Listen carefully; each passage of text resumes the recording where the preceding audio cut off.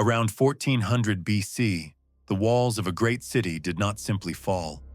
They were shattered, reduced to dust and ash by a force the ancient world had no language to explain.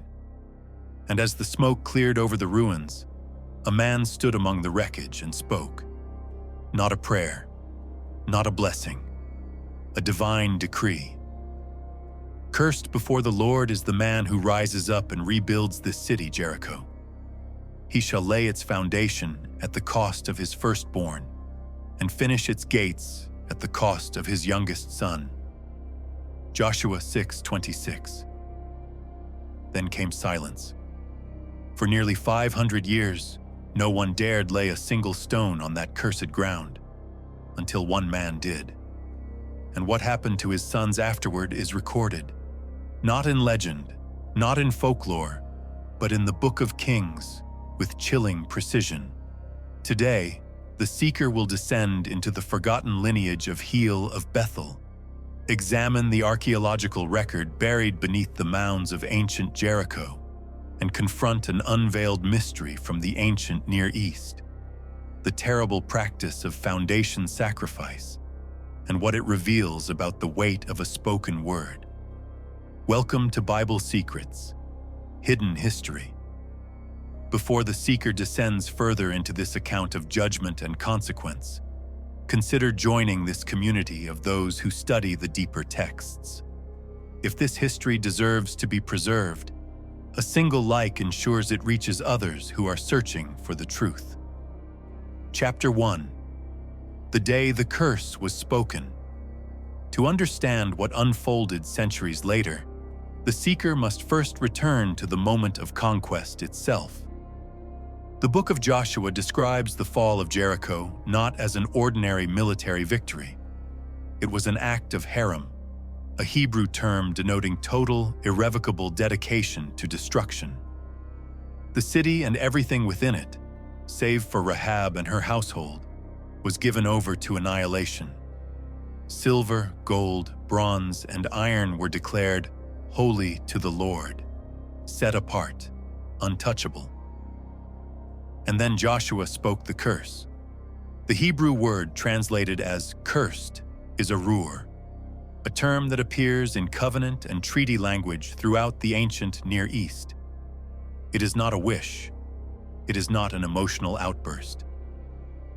In Hebrew legal and covenantal thought, arur functions as a binding declaration, a decree spoken into the fabric of reality, carrying consequence whether or not the speaker lives to see it fulfilled.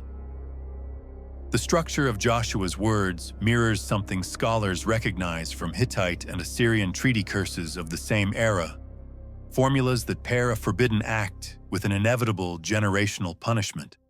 Joshua was not merely warning future builders. He was invoking a legal mechanism as old as covenant itself, one his audience would have instantly understood as final. The site was to remain a ruin, a monument, a warning written into the landscape itself. For 5 centuries, it was exactly that. Chapter 2. 5 centuries of silence. The biblical record falls quiet on Jericho almost entirely after the conquest. The city appears occasionally as a geographic marker, a place travelers pass, not a place where they settle. This silence is not merely literary. It is, remarkably, echoed in the soil itself. Excavations at Tel es Sultan, the mound identified with biblical Jericho, revealed a late Bronze Age destruction layer, followed by what archaeologists describe as a long occupational gap. The site that had once been among the oldest continuously inhabited settlements on Earth fell largely silent for an extended period, before substantial rebuilding resumed in the Iron Age. Whatever the precise dating debates among scholars, one fact remains undisputed. Jericho's renewal did not happen quickly. Generation after generation passed. Kings rose and fell in Israel. The united monarchy of David and Solomon split into 2 kingdoms. The curse, spoken once in the dust of a shattered city, simply waited. And then, during the reign of King Ahab, one of the most spiritually compromised kings in Israel's history, a man's name finally appears in the text, almost in passing, as if the author expected the reader to already understand its weight. His name was Hiel of Bethel. Chapter 3. Hiel of Bethel and the Fulfillment. The verse is brief, almost clinical in its brevity, and that brevity is precisely what makes it so unsettling. In his days, Hiel the Bethelite built Jericho. He laid its foundation at the cost of Abiram, his firstborn, and set up its gates at the cost of Segub, his youngest, according to the word of the Lord, which he spoke by Joshua, the son of Nun. 1 Kings 16:34. No explanation, no drawn-out tragedy, no description of how these two sons died. The text simply states that it happened, and that it happened according to the word of the Lord. The precision here is what scholars find most striking. The curse in Joshua 6:26 names two specific categories: the firstborn, Hebrew, Bekor, at the foundation, and the youngest, Hebrew, Qatan, sometimes rendered Tizair, at the gates. The fulfillment in 1 Kings 16:34 uses the exact same paired structure. Abiram, the firstborn, lost at the foundation. Segub, the youngest, lost as the gates were completed. This is not a vague curse meeting a vague outcome separated by 5 centuries. This is a precise legal formula, spoken once, matched point for point, term for term, 500 years later. The author of Kings does not present this as coincidence. He presents it as confirmation, a divine decree, fulfilled to the letter, regardless of how much time had passed. But this raises a darker question. Why would the loss of sons be the price of rebuilding a cursed city in the first place? To understand that, the seeker must look beyond Israel, to the broader world Hiel lived in. Chapter 4. The practice beneath the foundations. In the ancient Near East, the act of constructing a major building, a temple, a city wall, a gate, was never considered a purely practical matter.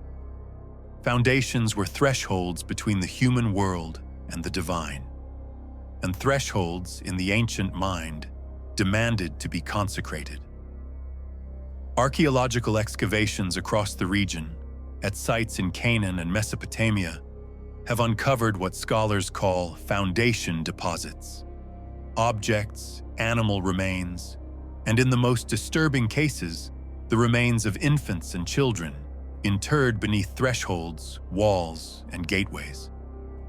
The interpretation offered by many archaeologists is that these deposits functioned as offerings, a symbolic, and in some cultures literal, payment made to bind a structure's stability to the realm of the divine. This was the world Hiel of Bethel inhabited. A world where the Canaanite practice of dedicating a child to secure a foundation was not unthinkable. It was, in certain pagan contexts, expected. The Torah had already addressed this directly and forcefully. Leviticus 18:21 commands Israel never to give their children to Moloch. The practice was not foreign to the biblical authors. It was a known horror they were explicitly commanded to reject. And here is where the Curse of Jericho becomes something far more than a ghost story. If Hiel of Bethel, living in the spiritually corrupted kingdom of Ahab and Jezebel, a kingdom that openly embraced Canaanite religious practice, approached the rebuilding of Jericho according to the customs of his time, the loss recorded in 1 Kings 16:34 may not describe two unrelated tragedies. It may describe an act and its terrible cost, occurring in the exact pattern Joshua had spoken 5 centuries earlier, a pattern the text insists was no accident, but the word of the Lord finding its mark. The historian Josephus, writing centuries later, treated the destruction of Jericho and the binding nature of Joshua's oath as historical fact, not allegory. To the ancient reader, this was not myth, it was memory. Chapter 5. The weight of a spoken word. Why does this account matter? Not as ancient trivia, but as a window into how the biblical world understood reality itself. In Hebrew thought, the word debar means both word and thing. A word was not understood as mere sound, vibration that fades into silence. A debar spoken with authority was understood to possess its own ongoing existence, to become something, to act in the world independent of whether anyone remembered it had been spoken at all. This is the same conceptual world in which God speaks creation into being in Genesis. Let there be light, and there was light. It is the same world in which Isaac's blessing, once given to Jacob through deception, could not be retracted. I have blessed him, and he shall be blessed. Genesis 27:33. Words once released were not undone. Joshua's curse over Jericho operates on this exact principle. He did not curse the city out of personal anger. He pronounced a debar, a decree that entered the world and continued to exist, waiting, patient as stone, until the conditions for its fulfillment arrived 5 centuries later.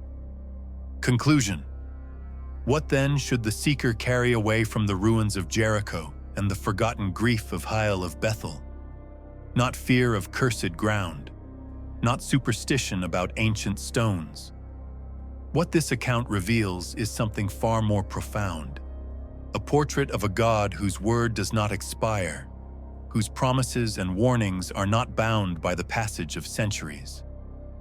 The same consistency that made Joshua's curse echo across 500 years of silence is the same consistency the scriptures claim stands behind every promise of restoration, redemption, and covenant faithfulness offered to those who seek him. If a word of warning could endure 500 years and find its mark with such precision, then a word of blessing, spoken over a life, a family, a future, carries that same enduring weight. The ruins of Jericho do not merely testify to judgment. They testify to the reliability of the one who speaks.